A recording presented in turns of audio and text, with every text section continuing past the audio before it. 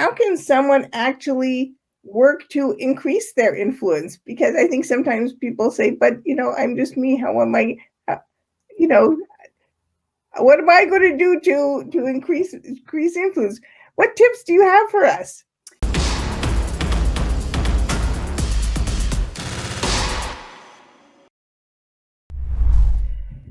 So first off, pick topics you care about. What is close to your heart, right? So you got that, hopefully some clarity by having those conversations with others. Then choose your favorite outlet. I would say Karen and I have some favorites. LinkedIn is a very good place for lean. It's got a very big community, very international community. I find that a huge positive sharing space. I love it. Twitter, there's less room for what you say, but you can get also a good community building up there.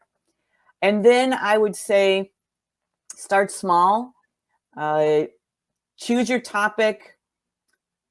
Write up, in your own voice. What do you think about it? People love authenticity. They really want to hear, what do you think? I don't want to hear some corporate speak. I don't want to hear you choose, sanctioned words or be safe.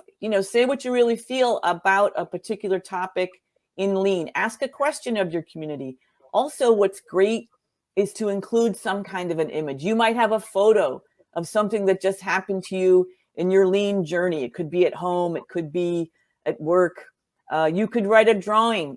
Karen will reinforce this idea that the drawing does not have to be Picasso. The drawing can be simple. It could be a smiley face. It could be a frowny face, whatever the image is that you want. And, so a graphic, a drawing, a photo, whatever it is, include that because that engages us. Half our brain is dedicated to the visual. That's where our own resources and the people you're speaking with, they really respond to visual. So tell your story, ask your question, but get a visual in there.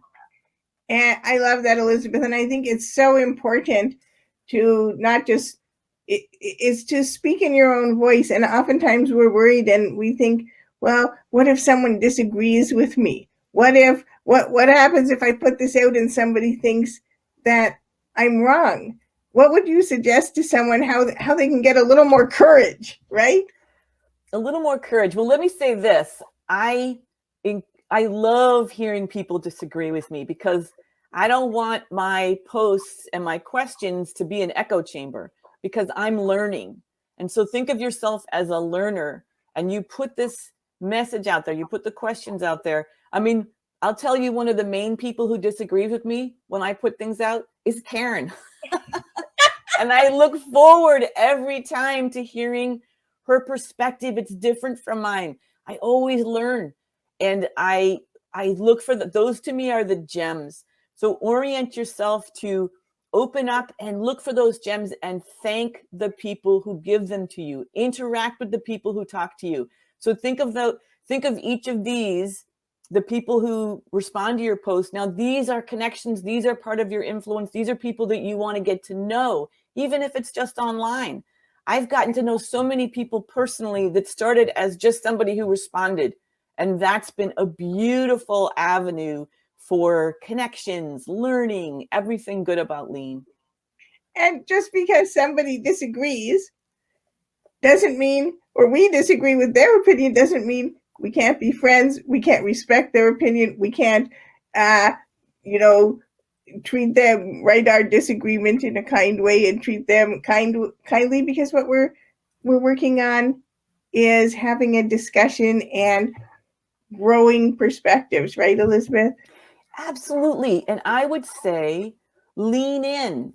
If you find someone responds and it's not exactly what you expected or it's the opposite, lean in, say, tell me more.